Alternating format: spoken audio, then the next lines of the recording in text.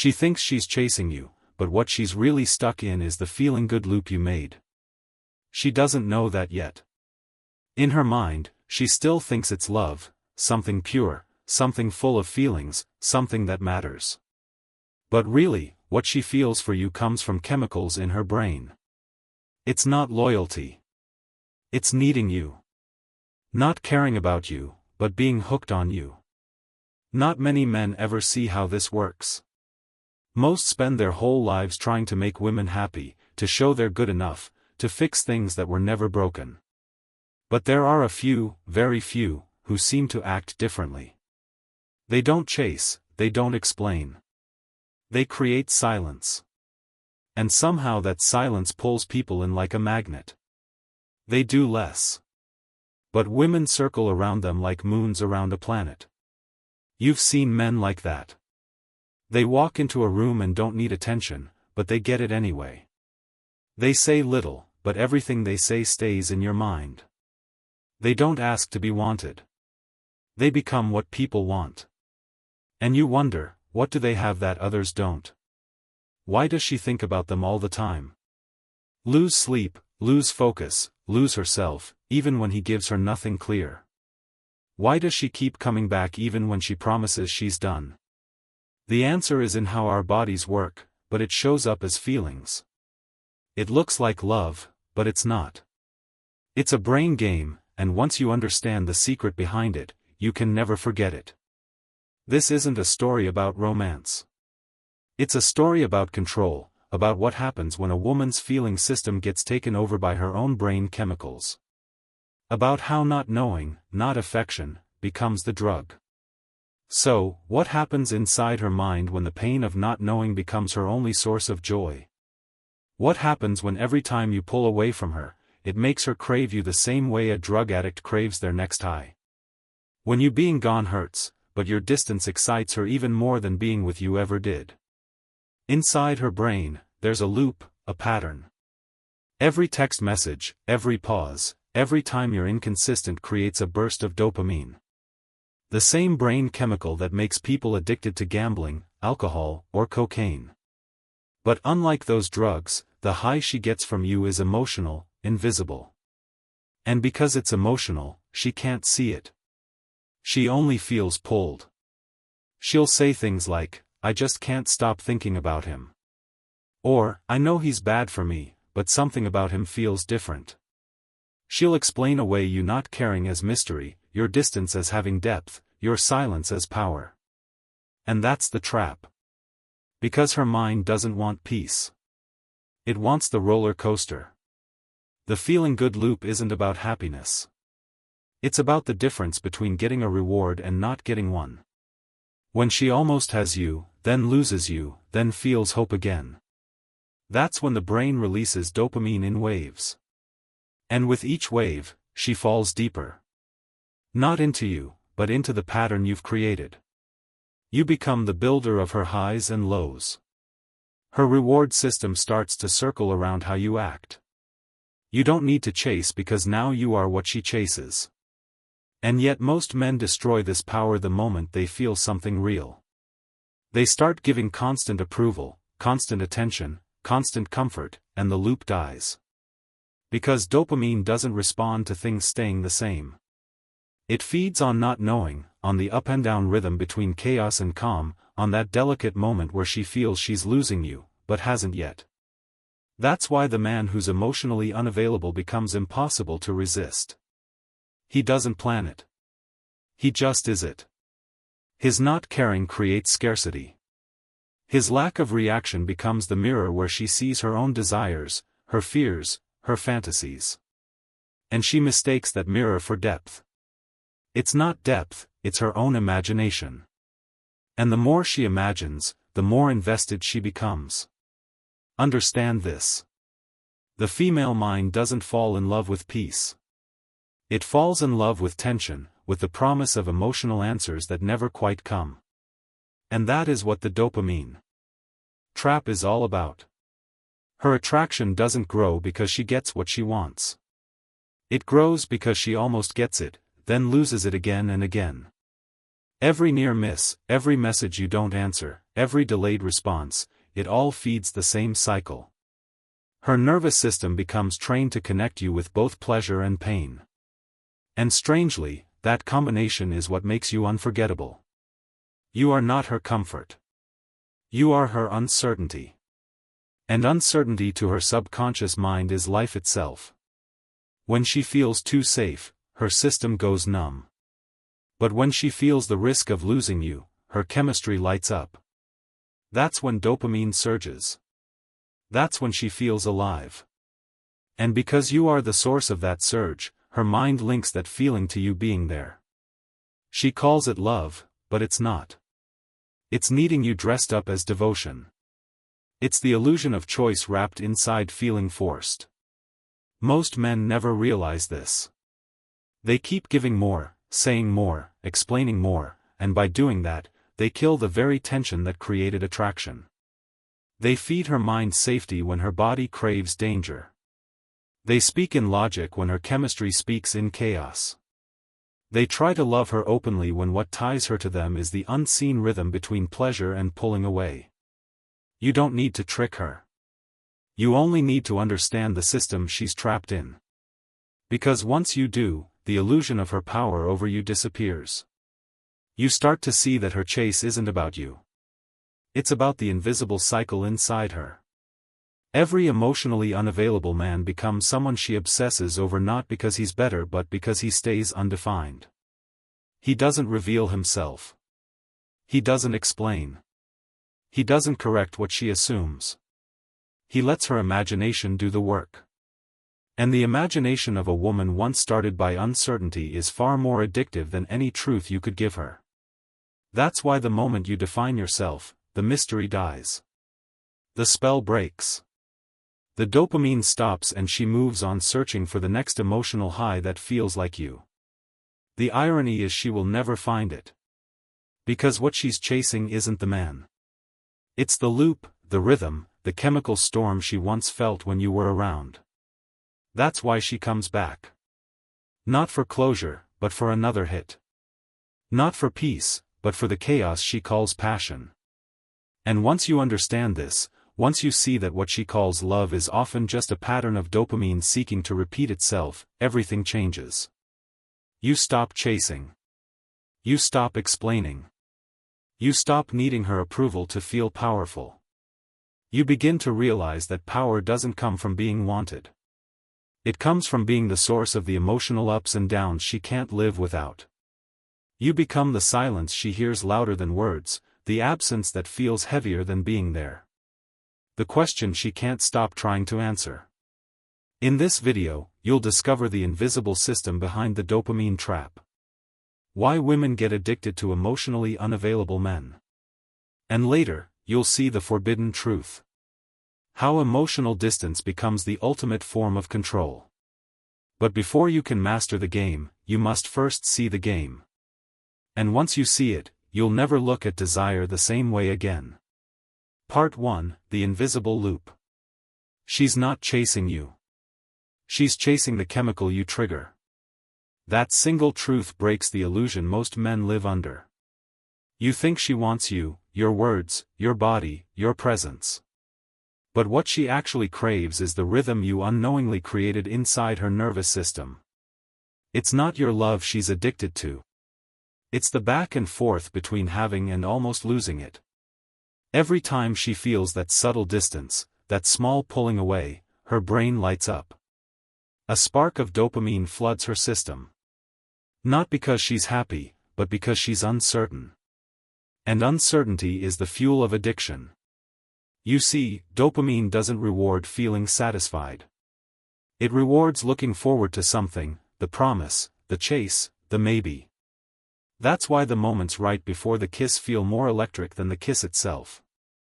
That's why silence when it comes from the right man is louder than any confession of love. Because the mind doesn't crave peace. It craves movement. It craves the next high. And when you create that back and forth between warmth and cold, closeness and distance, you become her source of motion. She'll start to see every inconsistency as a sign of depth, every pause as meaning, every pulling away as emotional weight. And soon she's not connecting with you anymore. She's connecting with her own chemical reaction to you. That's the invisible loop. It's the same loop that keeps gamblers glued to slot machines. They pull the lever again and again, not because they win every time, but because they almost win. The pattern of maybe next time releases more dopamine than victory ever could.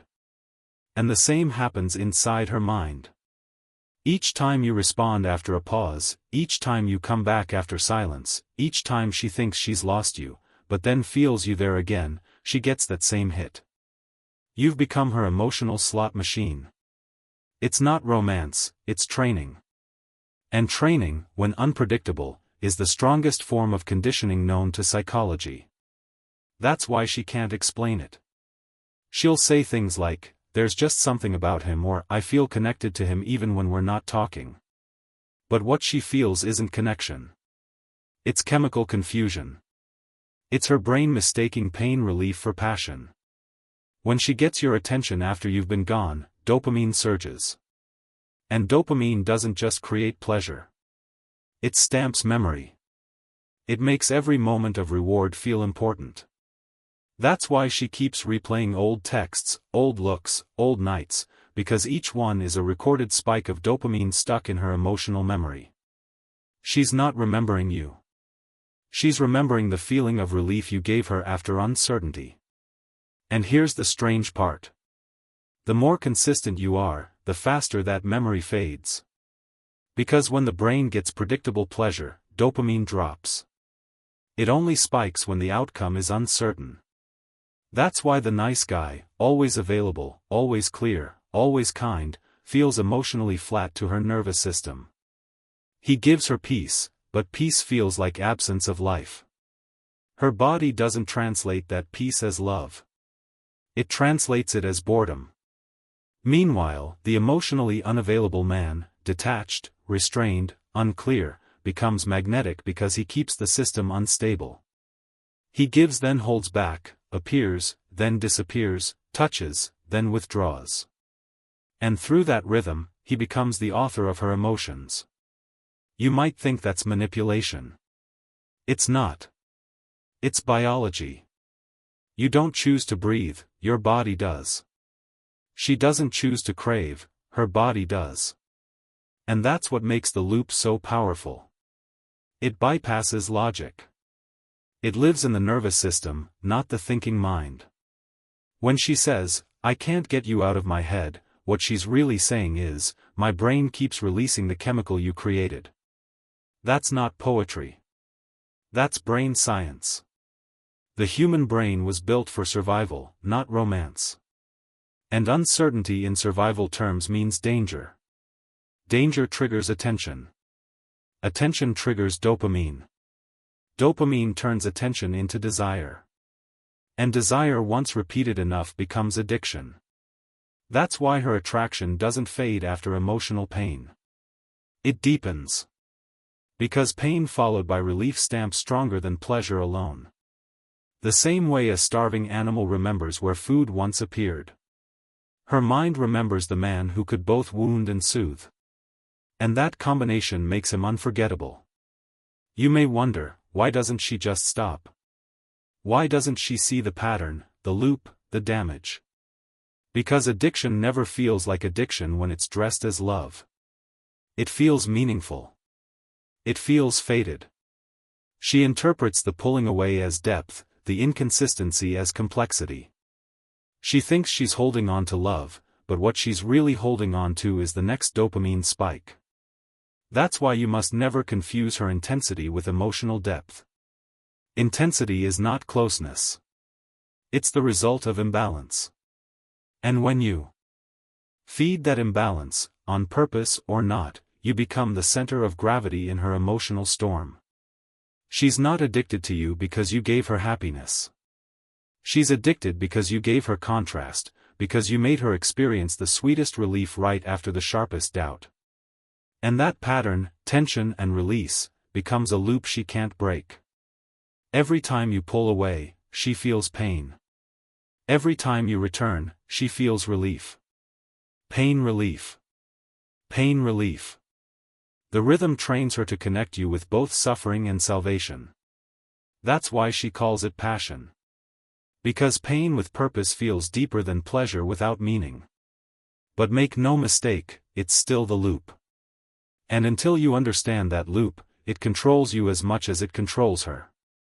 Because if you start reacting to her emotions, chasing her highs, fearing her pulling away, you become trapped inside the same system from the opposite side. The hunter becomes the hunted. The source becomes the addict. So the real question is this. If she's addicted to the chemical you trigger, who's truly in control of the game? Is it her, the one chasing, or is it you, the one who can create the rhythm that makes her chase? The man who understands this doesn't play harder. He plays less. He learns to hold silence, to delay response, to stay grounded in stillness. Because stillness creates contrast, and contrast creates desire. He doesn't need to prove his worth. He becomes the source of the uncertainty she can't solve. Every glance, every pause, every unanswered message becomes a note in a larger song, a psychological symphony of tension and release. He is no longer reacting to her emotions. He's composing them. But here lies the warning. Power without awareness becomes cruelty. This isn't about playing games. It's about understanding what game is already being played by nature, by chemistry, by instinct. When you understand the invisible loop, you stop acting out of need. You start moving out of control. You become deliberate, restrained, unpredictable, not out of arrogance, but out of clarity. Because once you see the system, you no longer drown in it. You surf it. You watch how emotion rises, peaks, crashes, and you stay still. You let her waves break against your silence. And in that silence, she feels what she cannot name. She'll call it mystery. She'll call it connection. But you'll know the truth. It's chemistry dancing inside the design of her mind. Addiction doesn't come from intensity. It comes from things left unfinished. From loops that never close. From stories that never end. And that's where your power lies. Not in what you give her, but in what you hold back. Not in what you say, but in what stays unsaid. Not in being the storm, but in being the calm that the storm can't reach. Because the dopamine loop doesn't begin with love. It begins with absence. And the man who can master absence never needs to chase presence. Part 2, The Biology of Desire. Desire doesn't begin when she feels safe. It begins when she feels uncertain. Every man thinks love grows from comfort, from security, understanding, and warmth. But the truth is colder than that. What lights her up isn't peace. It's tension. It's the pulse that rises when she can't predict you. It's the chemical storm inside her that mistakes danger for attraction. When she feels safe, her nervous system relaxes. Her heart rate slows. Her breathing evens out. Her body tells her, "You're home." But the strange part of female psychology is this. The same peace that makes her feel secure also silences her desire. Because desire isn't born in stillness. It's born in conflict. The biology of attraction has always been tied to uncertainty. Her ancestors survived not by being comfortable, but by being alert, by reading danger, by scanning for signals, threat or promise, predator or protector. Her body evolved to respond to unpredictability as something worth paying attention to. And attention is the first ingredient of desire. When you pull away, when you go silent, when she doesn't know where she stands, her body interprets it as risk. And risk activates her sympathetic nervous system, the fight, flight, or freeze response. Adrenaline rises, cortisol spikes, her senses sharpen, and in the middle of that biological chaos, dopamine mixes in, not as pleasure, but as motivation. It tells her, go after it. Find the answer. Close the loop. That's why she can't stop thinking about you. It's not romance. It's survival disguised as passion. You see, the female brain doesn't separate emotional threat from emotional excitement.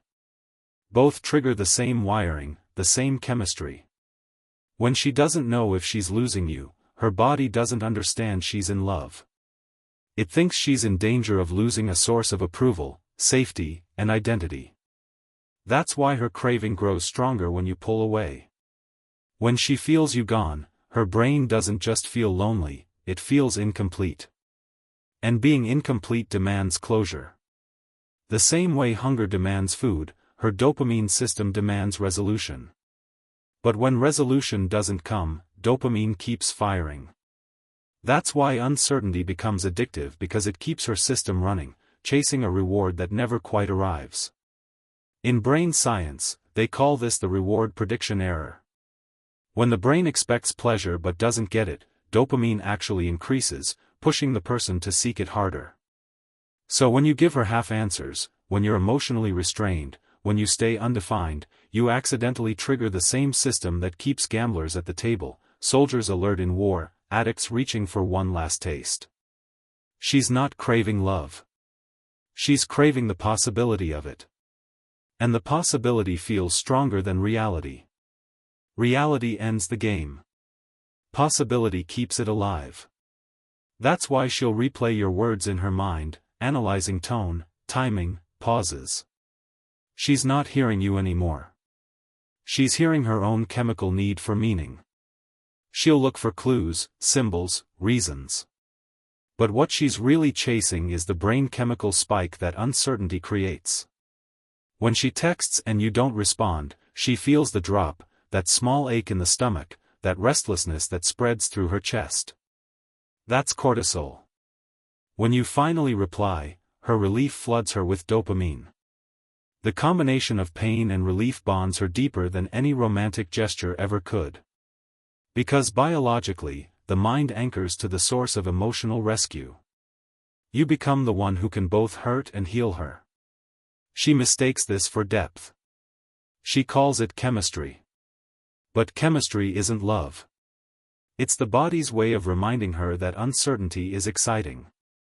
And that excitement is how her nervous system defines meaning.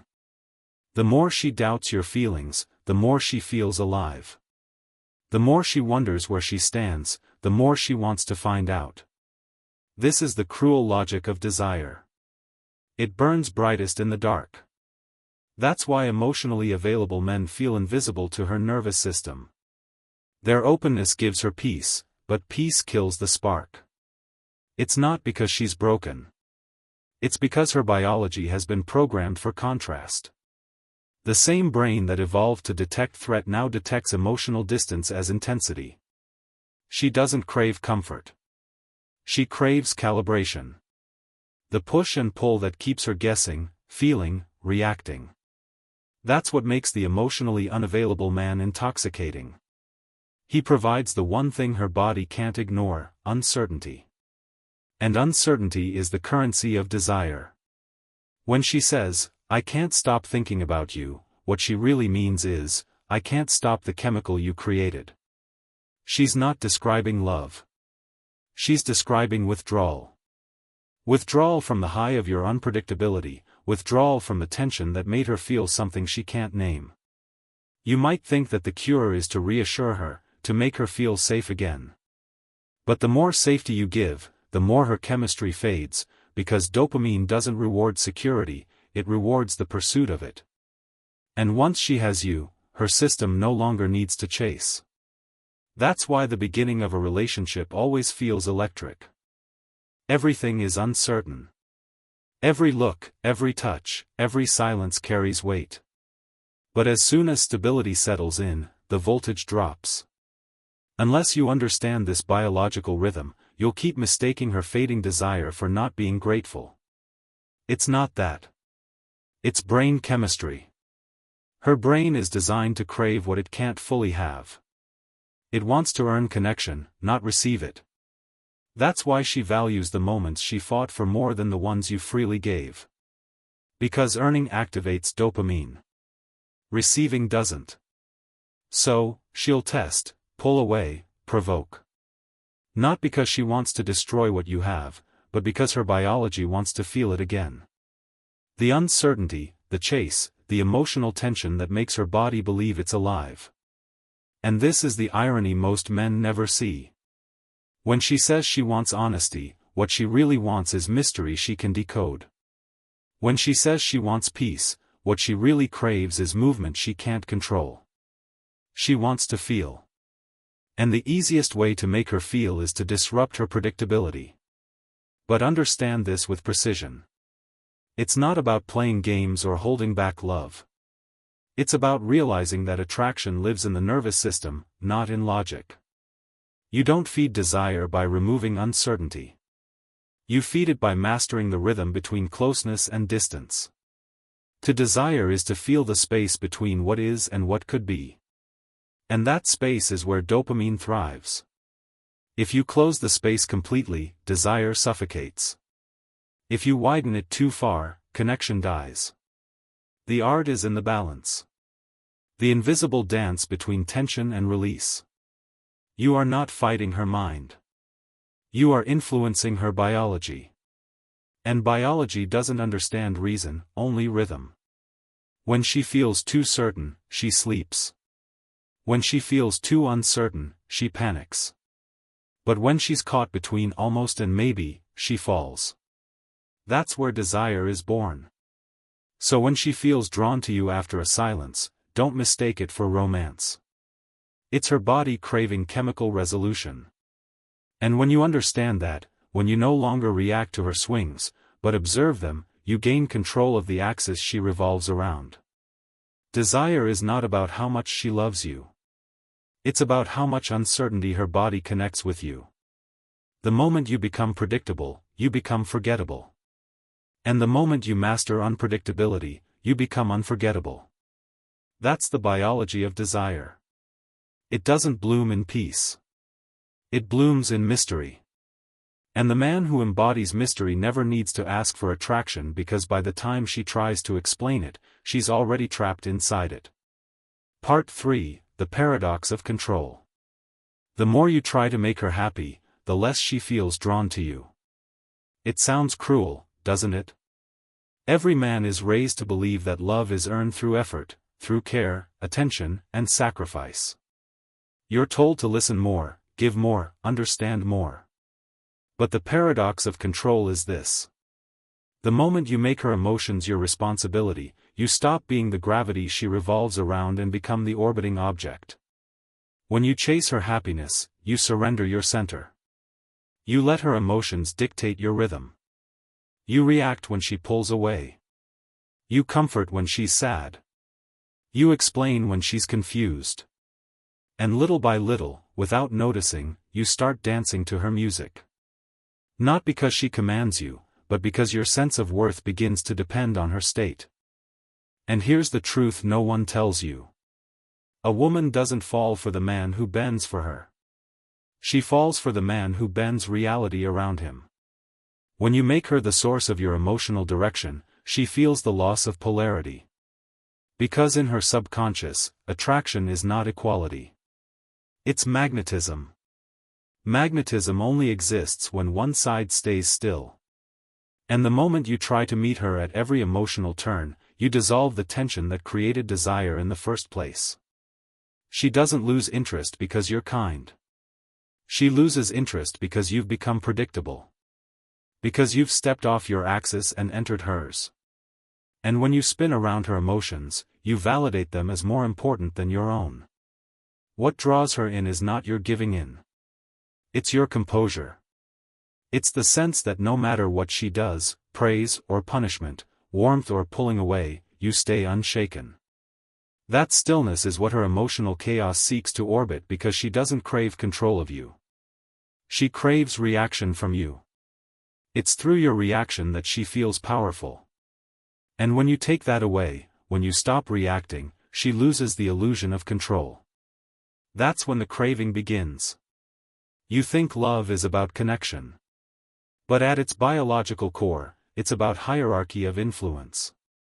The one who controls the emotional rhythm controls the dynamic.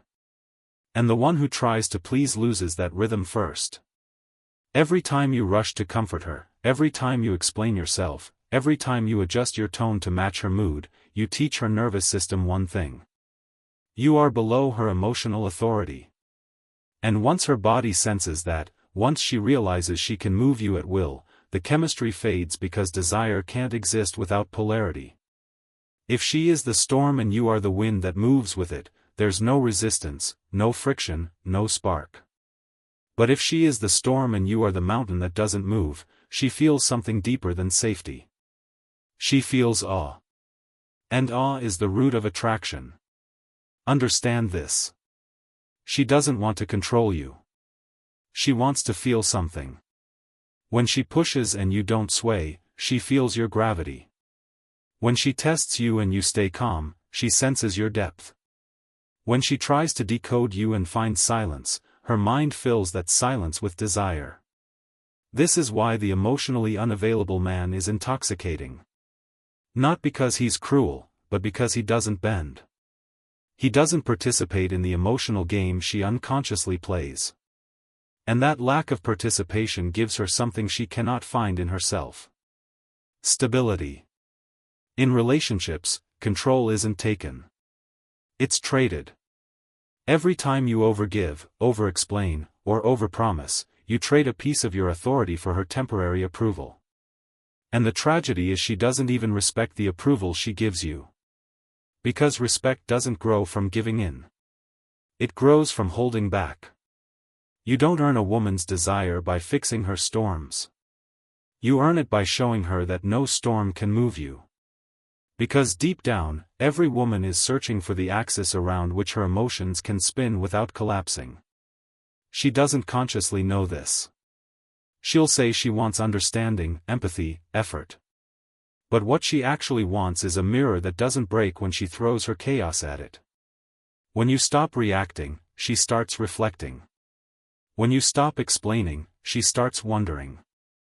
When you stop chasing her happiness, she begins to question why your approval feels so important to her. That's when attraction transforms into fascination. Because fascination is born not from pleasure, but from uncertainty. And the most powerful uncertainty of all is emotional stillness. Think about it. The men she remembers the longest aren't the ones who gave her the most. They're the ones who didn't need to give at all. They had something rarer than affection. They had self-possession. And self-possession in a world of emotional noise is the loudest signal of value. When she realizes she can't move you, she starts moving toward you. When she can't predict you, she begins to pursue you. Because unpredictability doesn't just trigger her dopamine. It awakens her instinct to earn approval again. And in that pursuit, she feels alive. But here's the paradox and the danger. The moment you try to use this understanding as a trick, it stops working. Because control isn't something you perform. It's something you embody. You don't pretend to be unbothered. You are unbothered. You don't pull away to manipulate her. You stay grounded because you no longer need her emotional approval to define your worth. Real control is invisible. It's not a technique. It's a center of gravity, a quiet conviction that no emotion can knock down. It's not arrogance. It's clarity. When she feels that clarity, she adjusts her behavior naturally. Her chaos softens.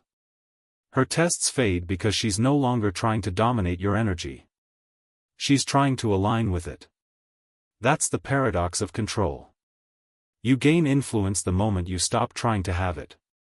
You stop chasing her happiness and she starts chasing her balance around you. You stop trying to be understood and she starts seeking understanding. You stop trying to control her emotions and suddenly she can't control hers around you. In every dynamic, one person orbits and the other stands still. You decide which one you are. Because when you are the axis, you don't need to hold her in place. She holds herself in your gravity. Don't ask, how do I make her happy? Ask instead, how do I stop dissolving into her emotions?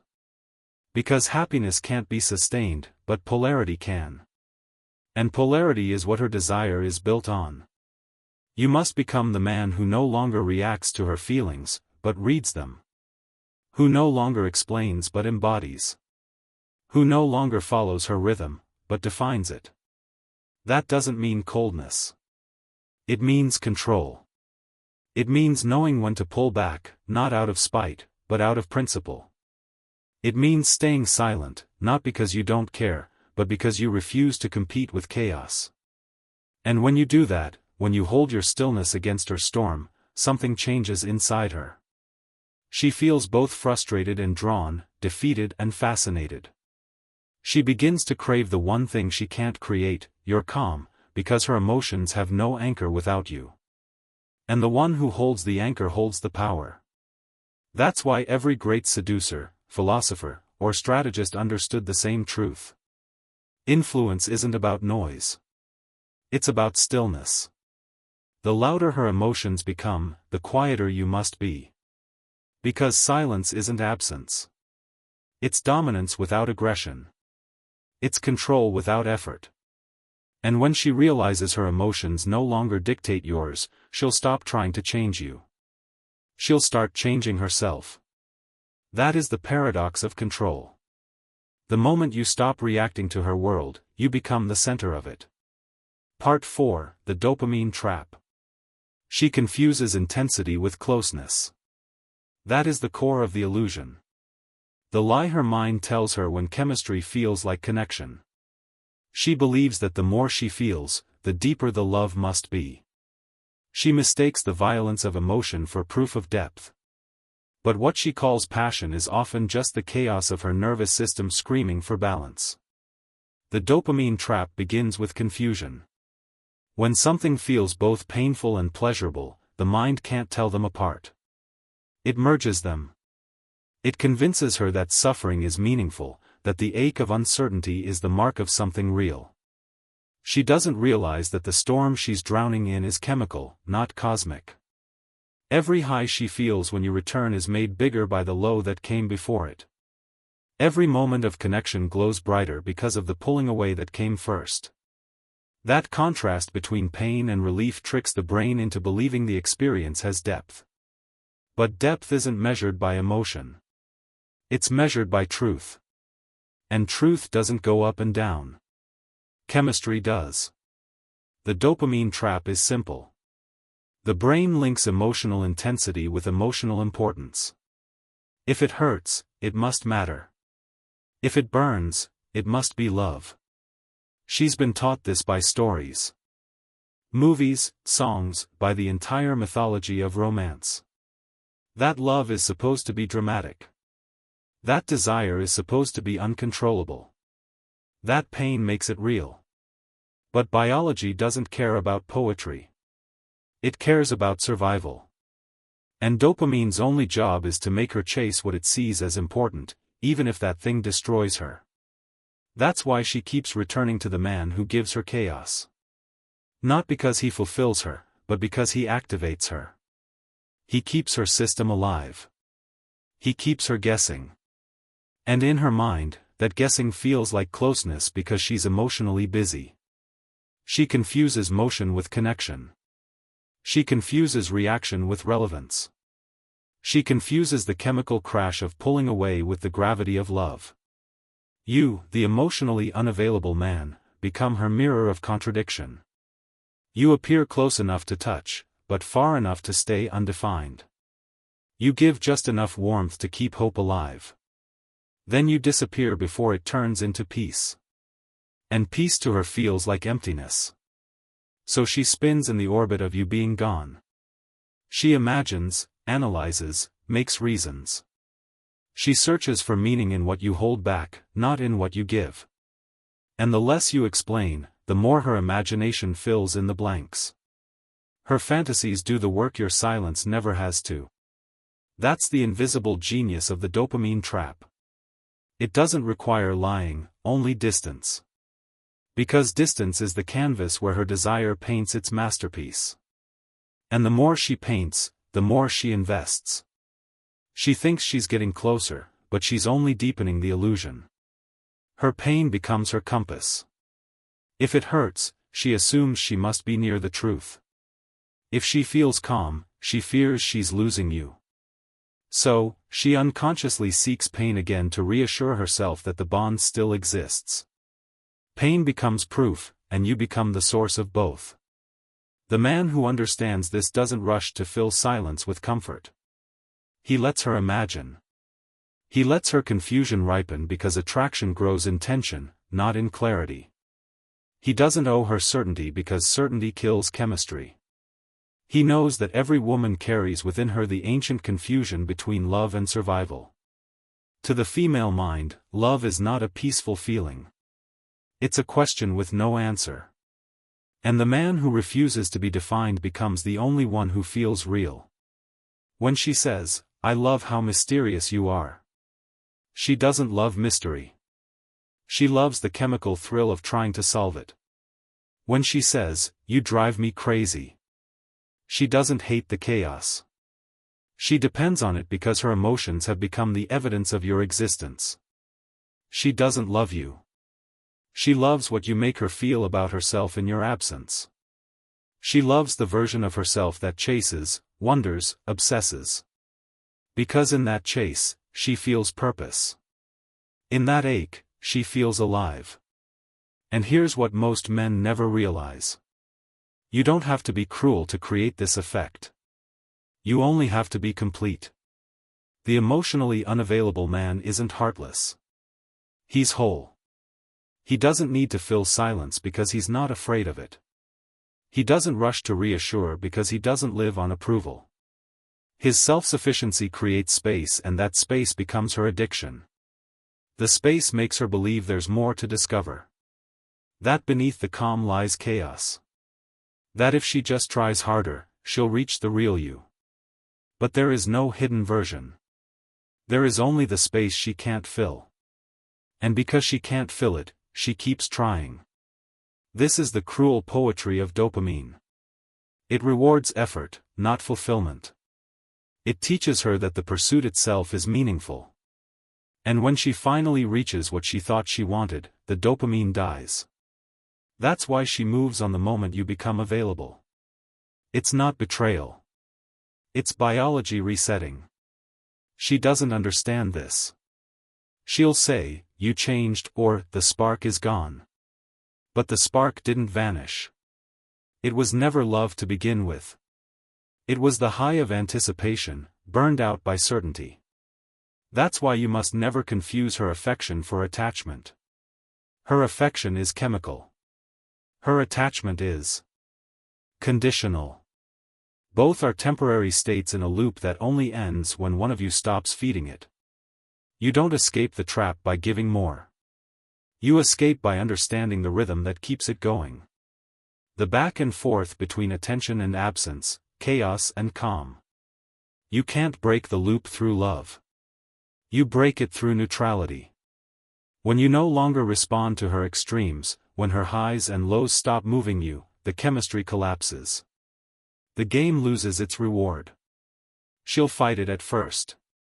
She'll provoke you, accuse you, tempt you to react. But when you stay still, she feels something unfamiliar, confusion.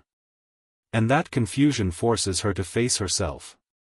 She realizes that the feelings she thought were about you were never about you. They were about her addiction to emotional motion.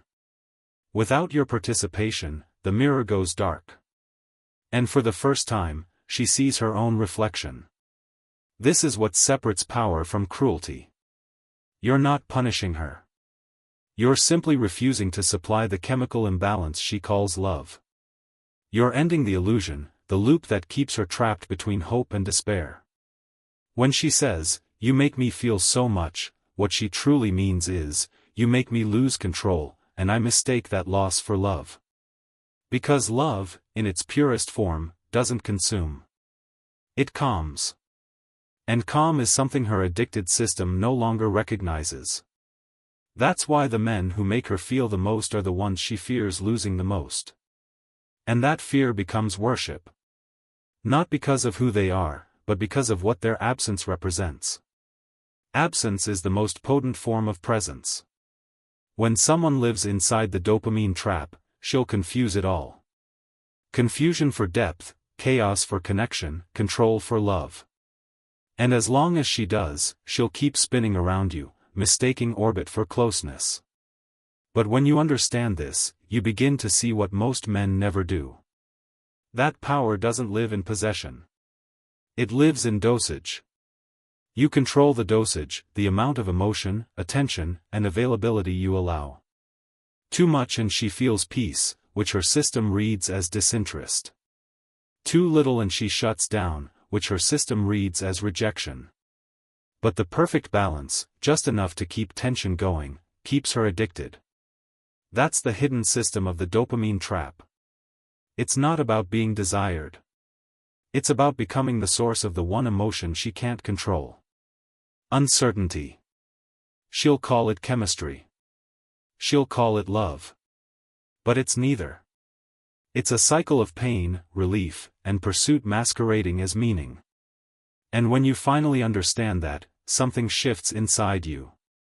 You stop chasing approval.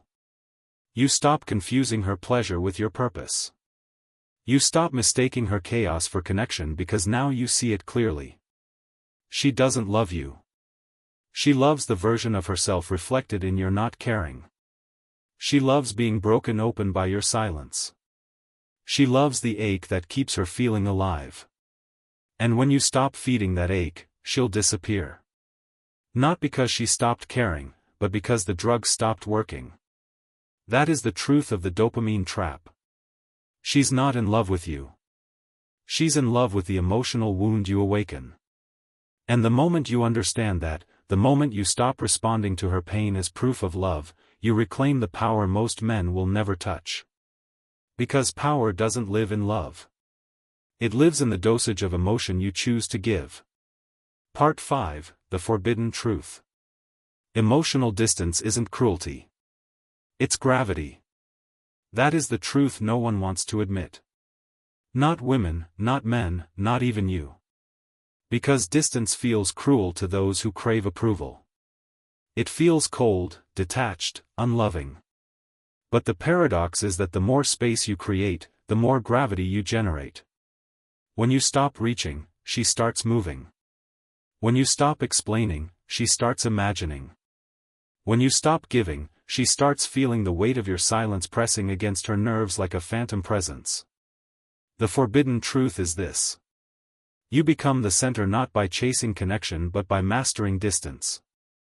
Emotional distance is the invisible field that pulls her back toward you again and again because her system cannot tolerate imbalance.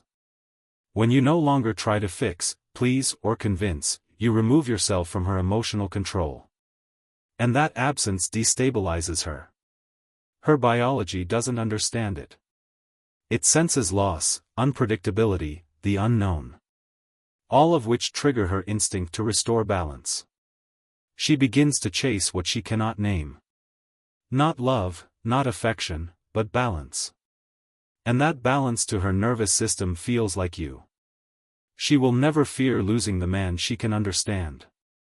She only fears losing the one she cannot decode. Because uncertainty is the fire that keeps her emotional world alive. You become that fire when you stop explaining your silence. When your calm becomes the mystery. When your holding back becomes the riddle she can't solve. Most men destroy their own gravity by trying to prove emotional safety. They smother her in reassurance, in approval, in constant presence. And the very act of chasing her peace puts out their power. They think that love means closeness. But closeness without tension creates neutrality, and neutrality kills desire. You're not meant to be her comfort. You're meant to be her axis. The still point she orbits while believing she's free. That's the forbidden truth. You draw her not through attention, but through absence. Not by giving, but by holding back just enough for her to feel the pull. It's the same force that governs the universe. Planets don't collide with the sun. They revolve around it. Not because the sun chases them, but because it burns in place, radiating a gravity that defines everything around it. That's what emotional distance is. A quiet, invisible authority that commands movement without effort. When you stand still in your center, every part of her begins to recalibrate. Her imagination starts to move faster. Her memories replay. Her mind constructs meaning from your silence. She begins to fill the void with her own longing, and that longing binds her stronger than any affection ever could. You think power comes from being there, but power comes from holding back, because holding back forces imagination, and imagination is the most potent form of attachment. The less you reveal, the more her mind must create. And the images her mind creates are far stronger than any truth you could give her. You become the man she can't define. And the man she can't define becomes the one she can't forget. Distance is not caring. It's direction. It tells her where your boundaries are, where your self-respect begins. And boundaries to the feminine mind are strangely attractive. Because boundaries create tension, and tension creates desire. When you say no, when you don't react, when you hold your silence, she feels the presence of something greater than emotion. She feels order, the order she lacks within herself. And that order feels like dominance, not aggression, not control, but gravity. Emotional distance is misunderstood because weak men weaponize it to punish while strong men use it to stabilize. The difference is intent. Cruelty holds back to cause pain. Gravity holds back to preserve truth. The first creates fear. The second creates respect. When she feels your distance, she'll interpret it as rejection. At first, her ego will rebel. She'll accuse you of not caring, of being cold, of shutting down. But underneath that anger lies recognition. The recognition that she no longer has emotional control over you. And that loss of control is what reignites her desire. Because desire is born where control ends. She may test you, provoke you, pull you into arguments. Not because she wants conflict, but because she wants proof that you still feel, that she still matters, that she still has influence. But when you stay calm, not silent in resentment, but silent in understanding, her emotional energy burns itself out. And in the ashes of that exhaustion, she finds awe. Awe of the one thing she cannot dominate. Your stillness. Stillness to her feels like power because it reminds her of the one truth her emotions deny. That the world doesn't move for her. It moves around those who do not need to move. You must understand, when you stop chasing, you don't disappear. You expand. Your absence becomes presence. Your silence becomes sound. Your holding back becomes rhythm. You transform from man into gravity. And gravity doesn't pursue. It pulls. When she no longer hears from you, she doesn't feel abandoned.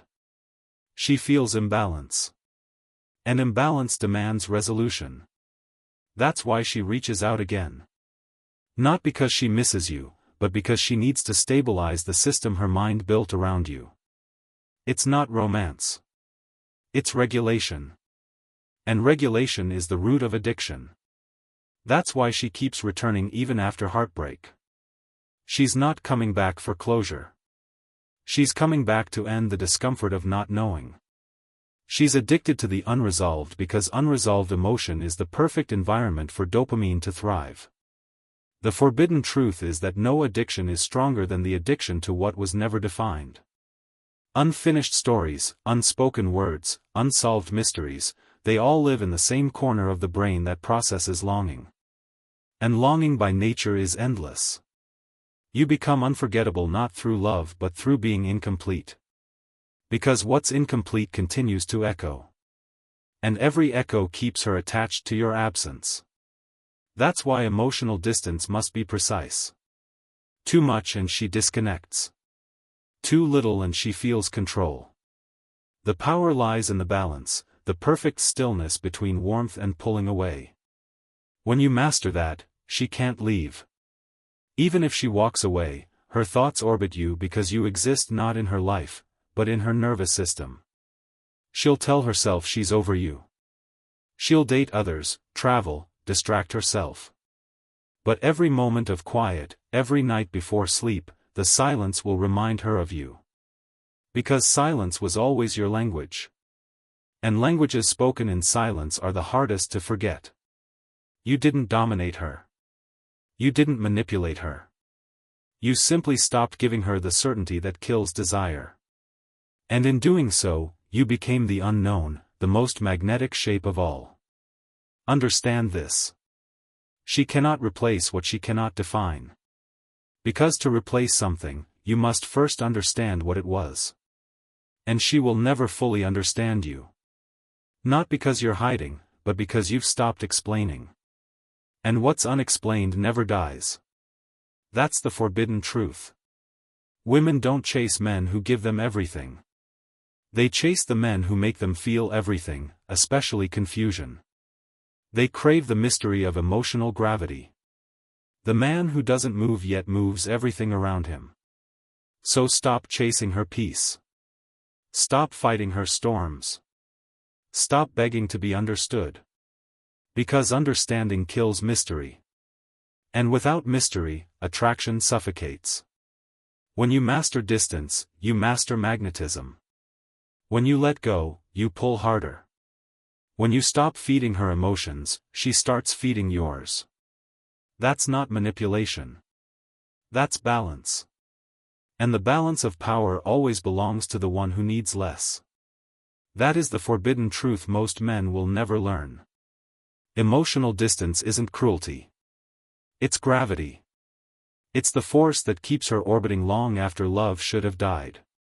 It's the silence that speaks louder than confession. It's the absence that becomes her only evidence that you ever existed. Because no addiction is stronger than the addiction to what was never defined. When you stop feeding her dopamine, she'll crave your absence more than your presence. That is the moment everything changes. The moment she realizes that your silence isn't emptiness, it's power. That your distance isn't rejection, it's control. That your holding back isn't weakness, it's command. Most men spend their lives trapped in the illusion that love is sustained by constant effort, constant communication, reassurance, pursuit. But when you understand the mechanics of dopamine, you realize that effort kills desire. Because the brain doesn't crave what it already possesses. It craves what it can't predict. When you stop feeding her dopamine, you remove the one thing her nervous system depends on, the high of emotional unpredictability. And in that silence, she feels withdrawal. Not emotional, biological. Her body begins to ache for the chemical you once supplied. Her thoughts loop. Her memory distorts. Everything you were becomes bigger through the lens of absence. Absence becomes your echo. And echo is the purest form of presence. You don't need to remind her of you. Her own chemistry will, because what her brain misses isn't you. It's the rhythm you created. The reward and taking away cycle that once made her feel alive. But now you've stopped playing. You've stopped responding. You've broken the loop. And in doing so, you've reclaimed the one thing every man loses when he chases, his axis. The axis is what she feels when you no longer react. It's the invisible spine of your being. The stillness that turns uncertainty into gravity.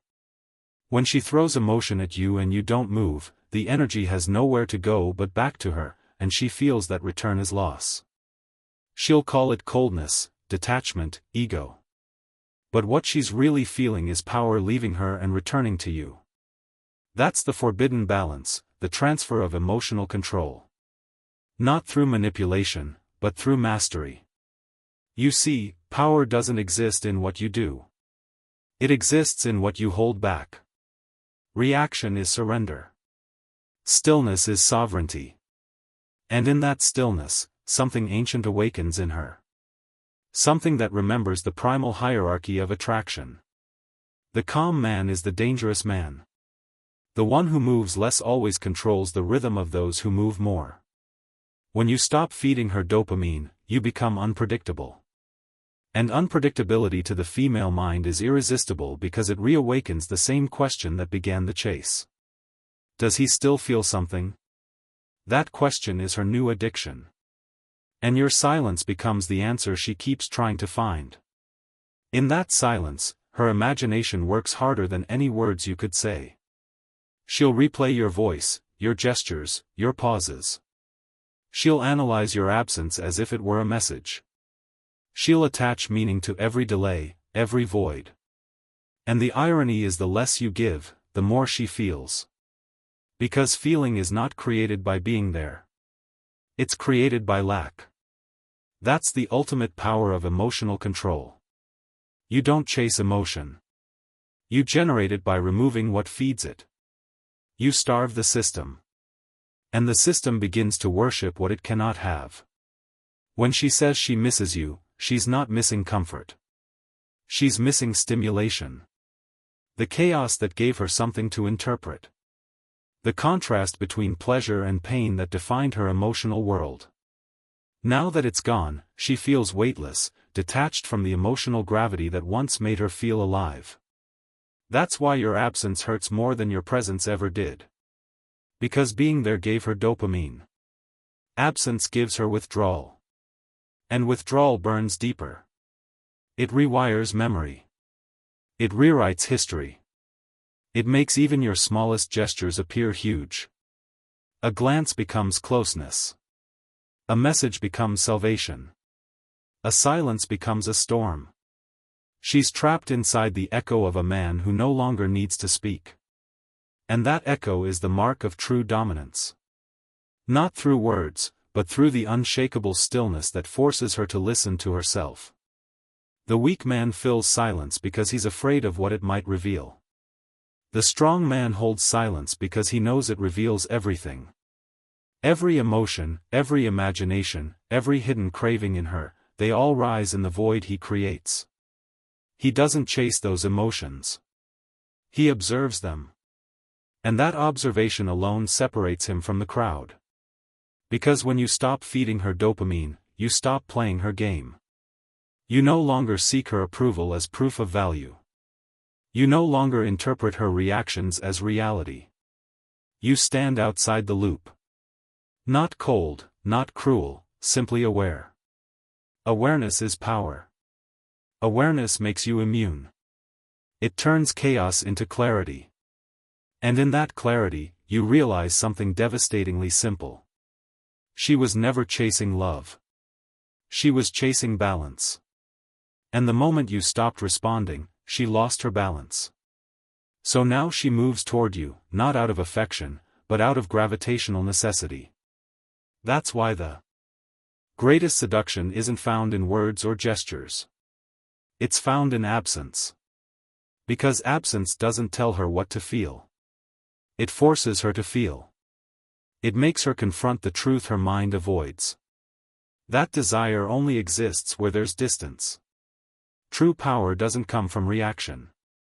It comes from the refusal to react. From the ability to stay centered while the world tries to pull you off axis, from the understanding that control isn't about domination. It's about containment. You don't need to make her chase you. You only need to stop chasing her. You don't need to make her value you. You only need to stop proving your value. Because the moment you stop performing, your silence speaks louder than any declaration of love ever could. The world has taught men to seek connection at all costs. To confuse emotional openness with authenticity, vulnerability with power.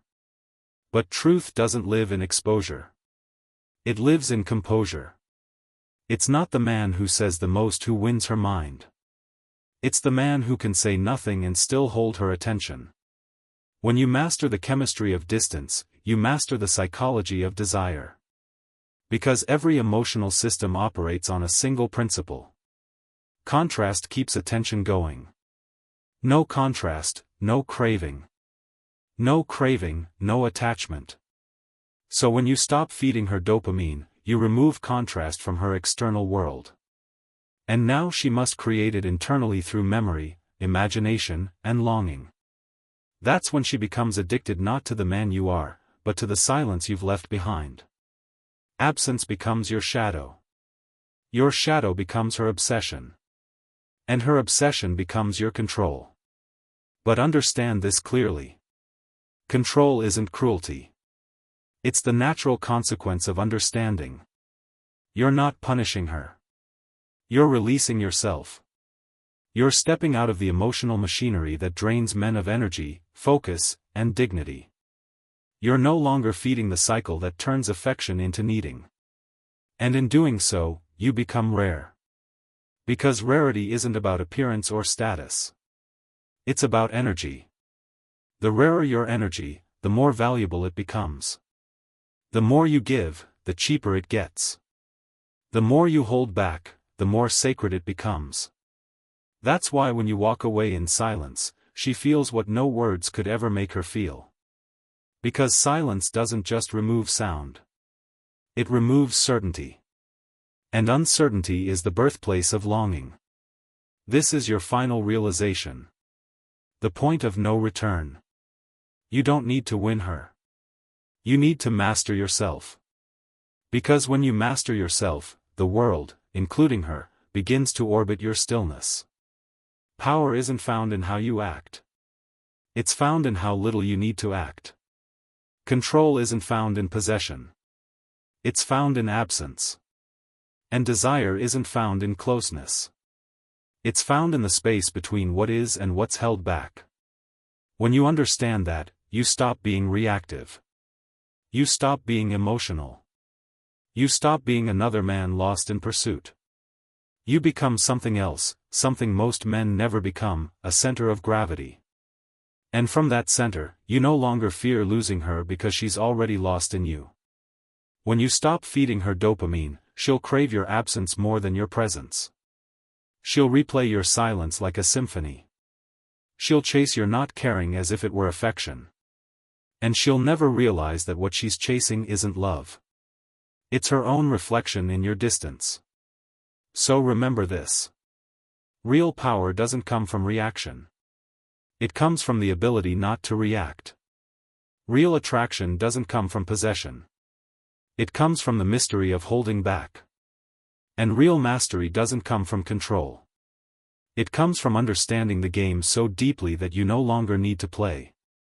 In the next video, we'll go deeper into the axis of emotional control, where silence becomes your language and unpredictability becomes your greatest weapon.